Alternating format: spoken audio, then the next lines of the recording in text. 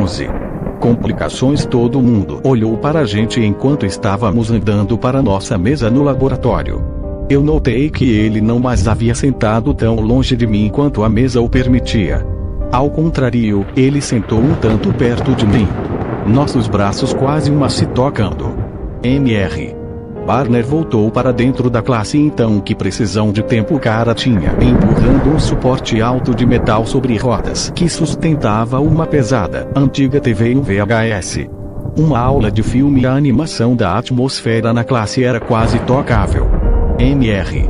Barner empurrou a fita para dentro do relutante VHS e andou até o outro lado da sala para desligar as luzes. E então, quando a sala ficou escura, eu repentinamente fiquei alarmada que Edward estava sentado a menos de 1 polegada de mim. Eu estava impressionada com a inesperada eletricidade que passou por mim, fascinada de que eu podia ficar mais perto dele sem correr risco do que eu ficava. Um louco impulso de estender as mãos e tocá-lo, de acariciar sua perfeita face só uma vez no escuro, instantaneamente me inundou. Eu apertei meus braços com força sobre meu peito, minha mão cerrada. Eu estava perdendo minha cabeça. Os créditos de abertura começaram, iluminando a sala com um pouco de luz. Meus olhos, com sua própria vontade, olharam para ele. Eu sorri timidamente assim que percebi que sua postura era idêntica à minha, mãos cerradas sobre seus braços, por debaixo de seus olhos, espreitando de lado para mim. Ele sorriu de volta, seus olhos parecendo fogo, mesmo no escuro. Eu olhei para o lado antes de poder começar a respirar rápido. Era absurdamente ridículo que eu podia me sentir tão estonteada assim. As horas pareciam muito longas. Eu não conseguia me concentrar no filme, eu não sabia nem ao menos sobre qual assunto ele era. Eu tentei, sem sucesso, relaxar, mas a corrente elétrica que parecia vir de algum lugar do corpo dele nunca diminuía. Ocasionalmente eu me permitia olhar rapidamente na direção dele, mas ele também parecia nunca relaxar. O desejo predominante de tocá-lo também parecia nunca murchar, e eu pressionei meus punhos seguramente contra minhas costelas até que meus dedos estavam doendo do esforço. Eu suspirei de alívio quando Mr. Barner acendeu novamente as luzes no fim da aula, e eu estiquei meus braços em frente a mim, flexionando meus dedos rígidos. Edward riu ao meu lado. Bem, aquilo foi interessante, ele murmurou. Sua voz estava sombria e seus olhos cautelosos. Era tudo que eu conseguia responder. Devemos? Ele perguntou, levantando-se em estabilidade. Eu quase gemi. Hora do ginásio. Eu continuei com cuidado, preocupada se meu equilíbrio poderia ter sido afetado pela estranha nova força entre nós. Ele me acompanhou para minha próxima aula em silêncio e parou na porta. Eu virei para dizer tchau. O rosto dele me encarou, sua expressão estava despedaçada, quase dolorida, e tão cruelmente bonita que a vontade de tocá-lo incendiou-se mais forte do que antes. Meu adeus parou na minha garganta. Ele levantou sua mão, hesitante, uma luta enfurecendo-se em seus olhos, e então rapidamente roçou um pedaço da minha bochecha com a ponta de seus dedos. Sua pele estava gelada como sempre, mas o rastro que seus dedos deixaram em minha pele era alarmantemente quente, como se eu tivesse sido queimada, mas eu ainda não sentia a dor disso. Ele se virou sem uma palavra e caminhou rapidamente para longe de mim. Eu andei para dentro do ginásio, tonta e hesitante. Eu fui até o armário do vestiário, vagamente havia outras pessoas me rodeando. Na realidade não estava muito cheio até agora, eu estava segurando uma raquete. Isso não era pesado, mas sentir que era perigoso na minha mão. Eu podia ver algumas crianças da outra turma olhavam-me furtivamente. O treinador Clark ordenou que nos formássemos times. Piedosamente algum vestígio de cavalheirismo ainda sobrevivia em Mickey. Ele veio para o meu lado. Você quer entrar no time? Obrigada, Mickey. Sabe que não precisa fazer isso, você sabe disso. Eu fiz uma careta de desculpa. Não se preocupe. Eu vou ficar longe do seu caminho. Ele sorriu. Às vezes é fácil ser como o Mickey. Eu não ia bajular de maneira nenhuma. Para acerta-me com a minha raquete e vê o ombro de Mickey balançar igualmente.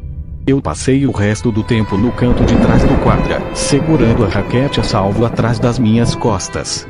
Apesar de ter sido limitado por mim, Mickey era muito bom. Ele ganhou 3 jogos de 4 sozinho. Ele me deu um não merecido gesto de parabéns quando o técnico finalmente assobiou acabando a aula. Então, ele disse enquanto nós andávamos para fora da quadra: "Então o que? Você e Cooley, HM?" Ele perguntou. Seu tom era rebelde. Meu anterior sentimento de afeição desapareceu. "Isso não é da sua conta, Mickey", eu avisei, internamente amaldiçoando Jéssica diretamente para as ardentes chamas de Hades. "Eu não gosto disso", ele murmurou de qualquer forma. "Você não tem que gostar", eu rangi os dentes. "Ele olha pra você como se você fosse algo pra comer", ele continuou, me ignorando. Eu abafei a histeria que ameaçava explodir, mas um pequeno riso amarelo conseguiu sair apesar de meus esforços. Ele olhou com raiva pra mim. Eu virei e escapei para a sala dos armários. Eu me troquei rapidamente. Alguma coisa mais estranha do que borboletas se atacando afobadamente contra as paredes do meu estômago, minha discussão com Mickey, já em uma memória distante. Eu estava pensando se Edvard estaria me esperando, ou se eu deveria encontrá-lo no carro dele. E se a família dele estivesse lá? Eu senti uma onda de terror verdadeiro. Eles sabiam que eu sabia. Eu deveria saber que eles sabiam que eu sabia, ou não? Enquanto eu saía da quadra, eu tinha acabado de decidir de andar para casa sem nem ao menos olhar para o estacionamento. Mas meus temores eram desnecessários.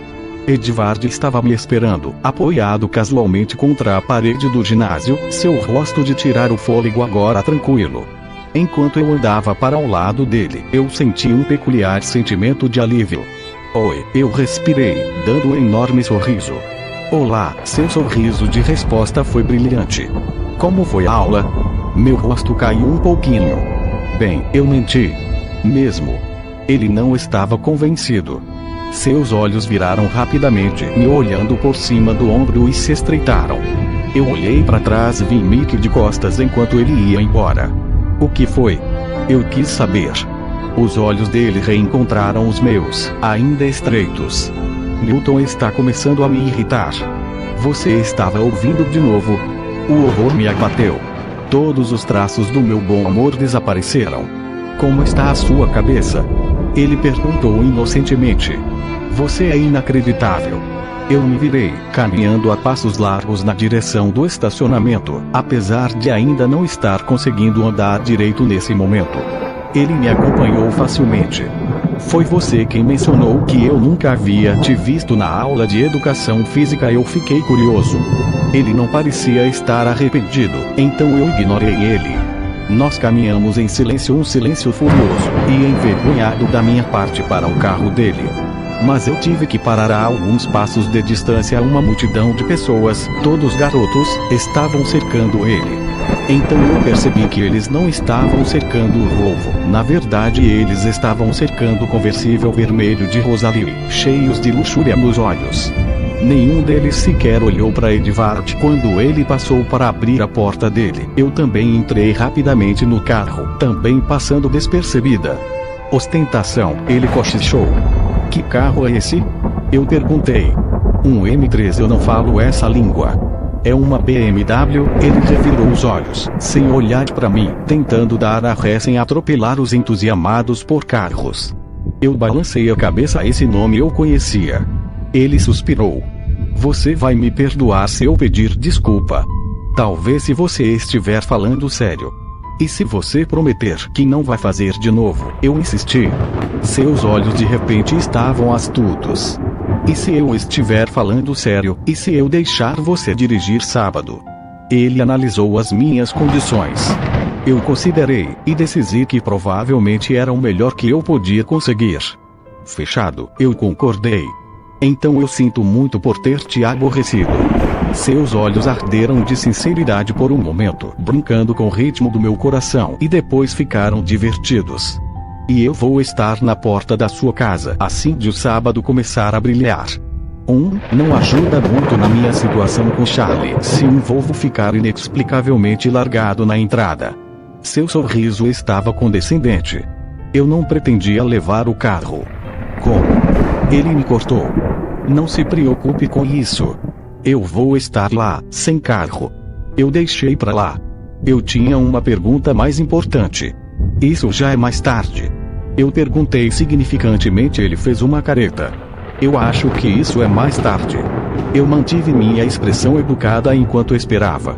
Ele parou o carro. Eu olhei para cima, surpresa. É claro que já estávamos na casa de Charlie, parados atrás da caminhonete. Quando eu olhei de volta para ele, ele estava me encarando, me medindo com os olhos. E você ainda quer saber por que não pode me ver enquanto eu estou caçando? Ele pareceu solene, mas eu pensei estar vendo um traço de humor no fundo dos seus olhos. Bem, eu esclareci. Eu estava pensando mais na sua reação. Eu te assustei. Sim, definitivamente havia humor ali. Não, eu menti, mas ele não acreditou. Eu me desculpo por ter te assustado. Ele persistiu com um leve sorriso, mas então todos os sinais de brincadeira desapareceram. Foi por causa do pensamento de você estar lá, enquanto nós caçamos. Sua mandíbula se apertou. Isso seria ruim. Ele falou por entre os dentes. Extremamente. Por quê? Ele respirou fundo e olhou pelo para-brisa para as nuvens grossas que rolavam no céu, tão baixas que pareciam estar ao alcance do toque. Quando estamos caçando, ele falou devagar, sem vontade. Nós nos entregamos aos nossos sentidos, perdemos o controle sobre nossas mentes. Especialmente o olfato.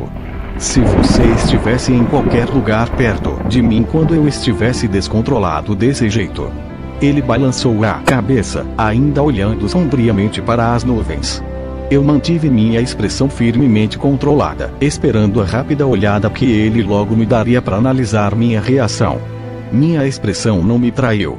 Mas os nossos olhos ficaram presos, o silêncio ficou mais profundo e mudou. As fagulhas de eletricidade que eu havia sentido essa tarde começaram a reaparecer, enquanto ele olhava impiedosamente para os meus olhos.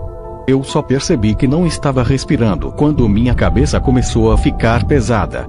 Quando eu soltei o ar, quebrando o gelo, ele fechou os olhos. Bella, eu acho que você devia entrar. Sua voz estava áspera, seus olhos nas nuvens de novo. Eu abri a porta, a brisa gelada que entrou no carro ajudou a clarear minha cabeça. Com medo de cair no meu estado de deslumbramento, eu saí cuidadosamente do carro e fechei a porta sem olhar para trás. O ruído da janela automática se abrindo fez eu me virar. Oh, Bella! Ele me chamou, a voz mais uniforme. Ele se inclinou na direção da janela aberta com um fraco sorriso nos lábios. Sim? Amanhã é minha vez. Sua vez de quê? Seu sorriso aumentou, fazendo os dentes brilharem. Fazer as perguntas. E então ele foi embora, o carro correndo rua abaixo e virando na esquina antes que eu pudesse realinhar meus pensamentos. Eu sorri enquanto caminhava para dentro de casa. Estava claro que ele planejava me ver no dia seguinte, se não antes. Naquela noite, Edvard foi o ator principal dos meus sonhos, como sempre. No entanto, o clima do meu inconsciente havia mudado. Eu estava cheia com a mesma eletricidade que havia sentido durante a tarde, e me virava e me enrolava sem parar, acordando várias vezes. Foi só nas primeiras horas da manhã que eu caí num sono exausto, sem sonhos. Quando eu acordei ainda estava cansada, mas afiada. Eu coloquei meu casaco marrom e minha calça jeans, e suspirei sonhando com blusas de alcinhas e shorts. O café da manhã foi exatamente o evento quieto que eu esperava que fosse.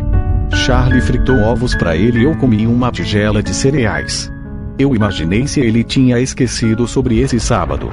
Ele respondeu a pergunta que eu não fiz enquanto levantava para colocar o seu prato na pia. Sobre esse sábado ele começou, andando pela cozinha e ligando a torneira. Eu gelei. Sim, pai? Você ainda está pretendendo ir a Seattle? Ele perguntou. Esse é o plano. Eu fiz uma careta, desejando que ele não tivesse tocado no assunto para eu não ter que inventar meias verdades. Ele espremeu um pouco de detergente no prato dele e o esfregou como uma escova. Você tem certeza que não voltará a tempo para o baile? Eu não vou ao baile, pai, eu esclareci. Ninguém te convidou? Ele perguntou, tentando esconder a sua preocupação com o prato. Eu comecei a andar no campo minado. É uma escolha das garotas. Oh, ele meditou enquanto secava o prato. Eu senti simpatia por ele. Deve ser difícil ser uma pai convivendo com medo de que sua filha encontre um garoto de quem ela goste, mas também se preocupando por ela não encontrar. Eu imaginei o quanto seria horrível se Charlie soubesse de quem eu gostava. Charlie foi embora nessa hora, com um aceno de adeus, e eu subi para escovar meus dentes e pegar meus livros. Quando eu ouvi a viatura ir embora, eu só tive que esperar alguns segundos para ir espiar pela janela. O carro prateado já estava lá, esperando no espaço de Charlie na entrada. Eu desci correndo a escada e saí, imaginando quanto tempo essa rotina bizarra ainda duraria. Eu não queria que acabasse nunca. Ele esperou dentro do carro, parecendo nem ter me visto enquanto eu fechava a porta atrás de mim sem me incomodar em trancar com a chave. Eu caminhei para o carro, parando timidamente antes de abrir a porta e entrar. Ele estava sorrindo, relaxado e como sempre, o sorriso era lindo e perfeito demais para explicar. Bom dia, sua voz estava aveludada. Como você está hoje? Seus olhos examinaram meu rosto, como se a pergunta fosse algo mais que um simples gesto de educação. Bem, obrigada. Eu estava sempre bem, muito mais que bem quando estava perto dele. Seus olhos se demoraram nos círculos embaixo dos meus olhos. Você parece cansada. Eu não consegui dormir, eu confessei, automaticamente jogando um pouco de cabelo por cima dos ombros para cobrir um pouco do rosto. Eu também não, ele brincou enquanto ligava o motor. Eu estava me acostumando com o ronco suave. Eu tinha certeza que o ronco da minha caminhonete ia me assustar quando eu fosse dirigi-la de novo. Eu sorri. Eu acho que está tudo bem. Eu só dormi um pouco mais que você. Eu aposto que sim. Então, o que você fez na noite passada? Eu perguntei. Ele deu uma gargalhada. Sem chance. Hoje é meu dia de fazer as perguntas. É mesmo. O que você quer saber? Minha testa se enrugou. Eu não conseguia imaginar alguma coisa sobre mim que pudesse ser interessante para ele. Qual é a sua cor favorita? Ele perguntou, o seu rosto estava sério. Eu revirei os olhos. Muda todo dia. Qual é a sua cor favorita hoje? Ele ainda estava solene. Provavelmente marrom. Eu tinha a tendência de me vestir de acordo com o meu humor. Ele deu um sopro, a expressão séria desapareceu. Marrom? Ele perguntou cético. Claro, marrom é morno. Eu sinto falta do marrom. Tudo que era para ser marrom, troncos de árvore, pedras, terra está coberto de verde aqui, eu reclamei. Ele pareceu fascinado com o meu pequeno discurso. Ele pensou por um momento, olhando nos meus olhos. Você está certa, ele decidiu, sério de novo. Marrom é morno. Ele se aproximou rapidamente, mas de certa forma ainda hesitante, para colocar o meu cabelo de volta atrás do ombro. A essa hora já estávamos na escola. Ele se virou para mim enquanto colocava o carro na vaga do estacionamento. Qual é a música que está tocando no seu CD player nesse momento? Ele me perguntou, seu rosto estava tão sombrio como se ele estivesse me perguntando um segredo mortal. Eu me dei conta de que não havia removido o CD que Pio havia me dado.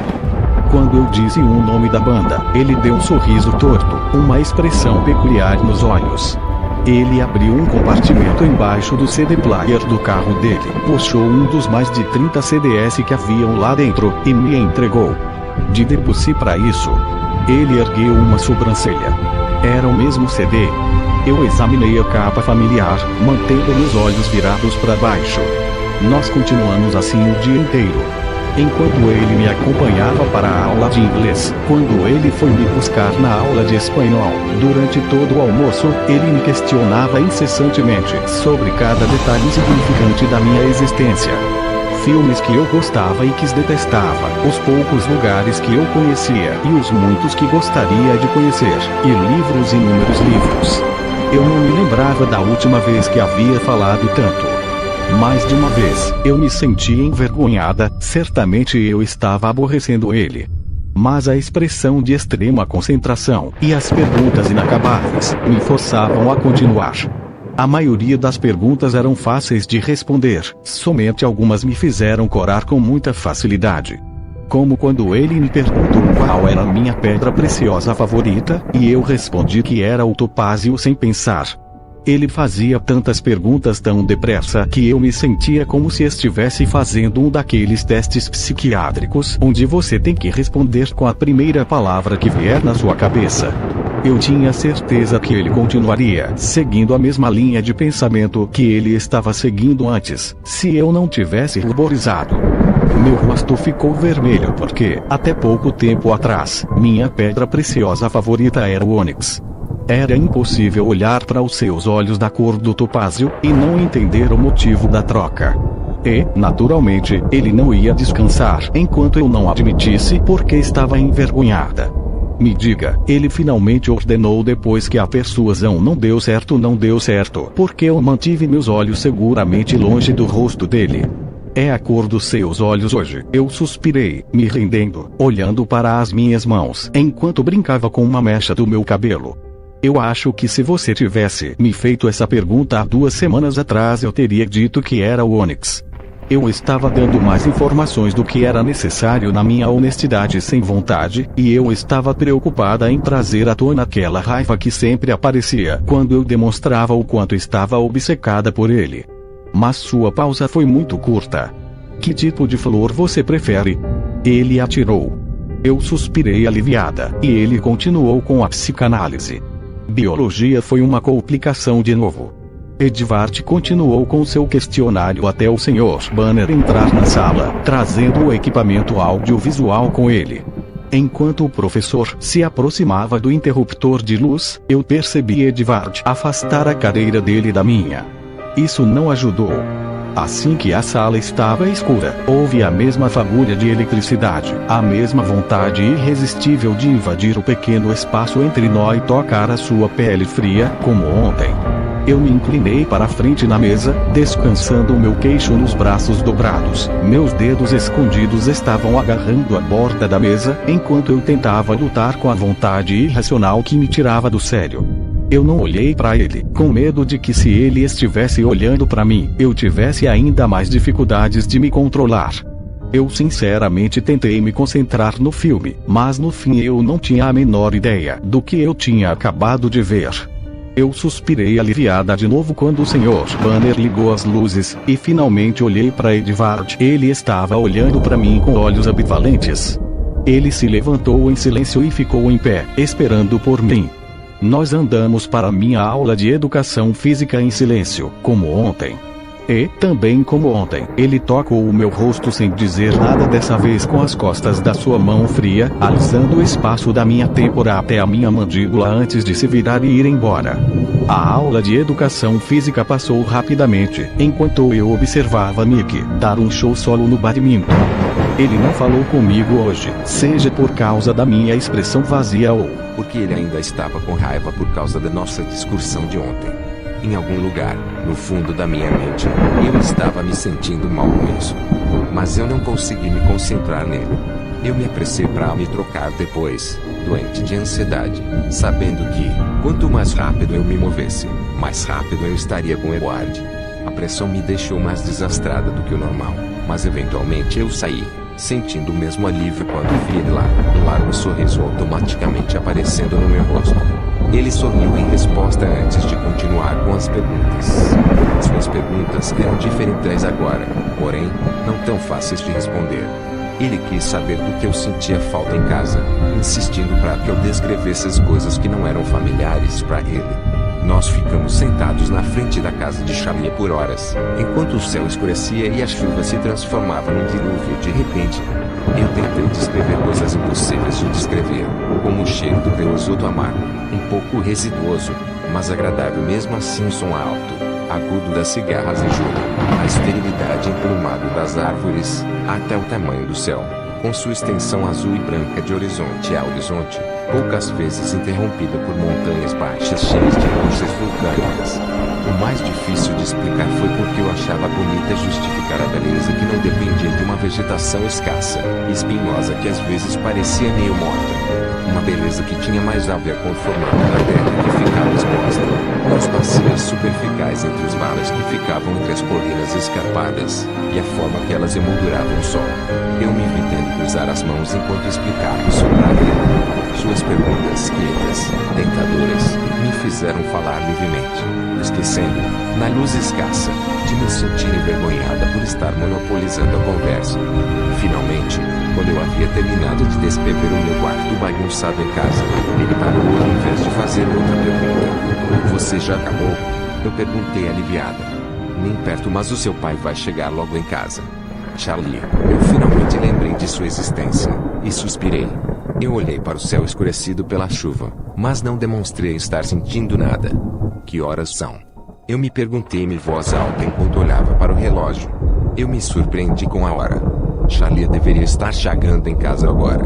É o crepúsculo, Edward murmurou, olhando para o horizonte obscurecido pelas nuvens. Sua voz estava pensativa, como se sua mente estivesse em um lugar distante. Eu olhei para ele enquanto ele olhava pelo para-brisas sem estar enxergando nada. Eu ainda estava olhando quando ele de repente virou seu olhar para mim. É a hora mais segura do dia para nós, ele disse, respondendo uma pergunta que eu não fiz, mas que estava nos meus olhos. A hora mais fácil, mas também mais difícil. De certa forma, o fim de outro dia, o retorno da noite. A escuridão é tão imprevisível, você não acha? Ele perguntou, sorrindo tristemente. Eu gosto da noite. Sem a escuridão não poderíamos ver as estrelas. Eu fiz uma careta. Não que elas apareçam muito por aqui. Ele sorriu, o humor abruptamente mais leve. Charlie vai chegar em alguns minutos. Então, a não ser que você queira dizer para ele que estará comigo no sábado. Ele ergueu uma sobrancelha. Obrigada, mas não, obrigada. Eu peguei meus livros, me dando conta de que o meu corpo estava rígido pela posição que eu estive sentada por tanto tempo. Amanhã é minha vez, então? Certamente não. Seu rosto estava com uma expressão de ultraje divertida. Eu disse que ainda não tinha acabado, não disse. O que é que ainda falta? Você vai saber amanhã. Ele se inclinou na minha frente para abrir a porta para mim, e essa proximidade repentina fez meu coração palpitar loucamente. Mas a mão dele congelou na maçaneta. Isso não é bom, ele murmurou. O que foi? Eu estava surpresa de ver que sua mandíbula estava apertada, seus olhos perturbados. Ele olhou para mim por um breve segundo. Mais complicações, ele disse aborrecido. Ele abriu a porta com um movimento rápido, e então se afastou, quase ultrajado, rapidamente para longe de mim. O flash dos faróis na chuva chamaram minha atenção enquanto um carro virava na curva, apenas alguns metros de nós nos encarando. Charlie está na esquina, ele avisou, olhando pelo retrovisor para outro veículo. Eu saí rapidamente, a despeito da minha confusão e curiosidade. A chuva estava mais forte enquanto batia no meu casaco. Eu tentei distinguir as duas sombras que estavam no banco da frente do outro carro, mas estava muito escuro. Eu podia ver Edward iluminado pelo brilho dos faróis do outro carro. Ele ainda estava olhando para a frente. Seu olhar estava cravado em algo ou alguém que eu não podia ver. Sua expressão era um estranho misto de frustração e desafio. Então ele ligou o motor, e os pneus ressoaram no asfalto molhado. Dentro de segundos o Volvo já estava fora de vista. Ei, Bela, chamou uma voz rouca, familiar que vinha do banco do motorista do pequeno carro preto.